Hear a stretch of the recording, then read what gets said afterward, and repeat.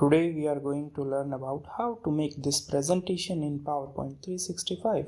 The most important thing that we are going to learn is the 3D models and the transition between the slides, how we can make the models and text move on the screen.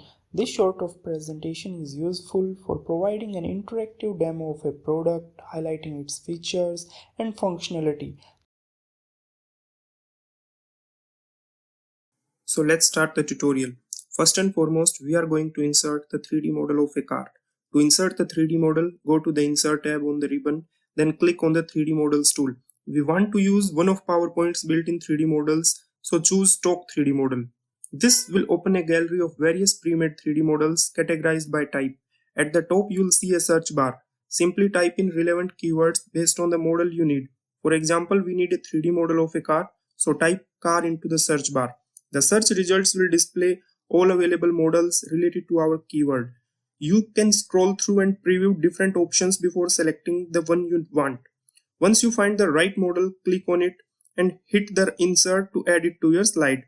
Here we have our 3D model.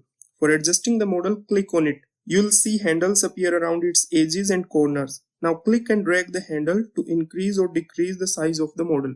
To reposition the 3D model on the slide, click and hold anywhere on the model, then drag the model to your desired location and release the mouse to place your model. To change the view of the 3D model, click on it to select it. You will see rotation handles and central pivot point appears. Click on the pivot handle and drag it to rotate the model. As you drag, the model will rotate around its central axis, which can help in adjusting the viewing angle precisely. To quickly adjust the perspective of the inserted model, go to 3D Model tab. This contains various predefined views that let you quickly adjust the orientation of the 3D model. Let's select the front view. Now, to align the model exactly in the center of the slide, go to 3D Model tab, then on Align tool, click on Align Center and Align Middle. Let's change the background of the slide. Go to the Insert tab on the ribbon, click on Shapes, then select Rectangle from the drop-down menu. Now click and drag on the slide to draw a rectangle that covers the entire slide. If the rectangle does not perfectly cover the entire slide, click and drag its edges to resize it so that it fills the entire slide. Now right click on the rectangle and click on Send to Back. To format the rectangle selected, go to the Shape Format tab on ribbon and click on Shape Fill. Then select black color to change the fill color of the rectangle. Now click on Shape Outline and choose No Outline to remove the border around the shape. To manage the overlapping objects like shapes, images, 3D models, Selection pane is a useful tool. For instance, if you want an object to appear in the front of another, you can move it higher in the list. To name this 3D model, go to Insert tab and click on Text box. Click anywhere on your slide to create a text box. Now before typing the name, let's change font color, its size and type. I am taking white font color, 72 font size and Aptos black as font type. I am giving the name as Model X. Now select the text box and align it in the middle and center of the slide. I want to place the model name just below to our car. So select the text box and right click on it and go to Send Backward. Same can be done using Selection pane. This way our first slide is ready. Let's duplicate the first slide. Go to the slide thumbnail pane, right click on the slide and then click on Duplicate Slide. You can also use the keyboard shortcut for this. Click on the slide you want to duplicate and use the keyboard shortcut Ctrl+D for Windows and Command+D for Mac to instantly duplicate the slide. To create an interesting animation when transitioning from the first slide, let's reposition the objects. You can resize and rotate the 3D model and drag it to a new position on the slide. Select the text box and move it to a different position. Select the rectangle and change its size. While holding the Shift key, click and drag the rectangle with mouse.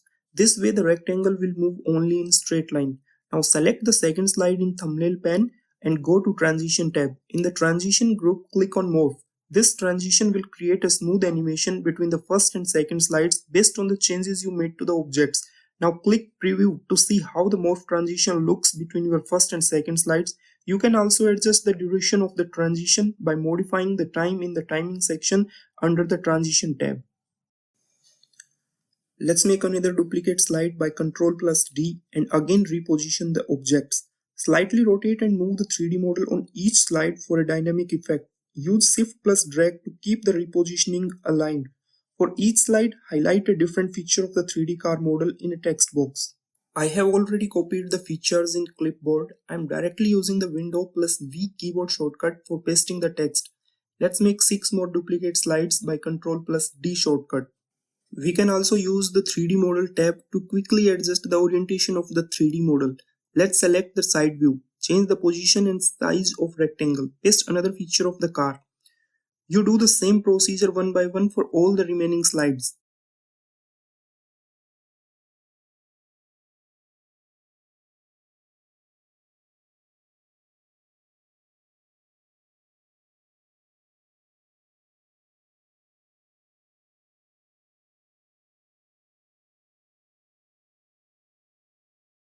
Now let's add entrance and exit animation effect to the 3D model of the car. Go to the first slide, click on the 3D model of the car to select it, navigate to the animations tab. In the animation group, click on add animation. Choose an entrance effect from the drop down list. I am choosing zoom effect. Change the duration of the animation to 2 seconds. Do the same on the last slide. Choose an exit effect and then zoom effect. Now let's check the slideshow.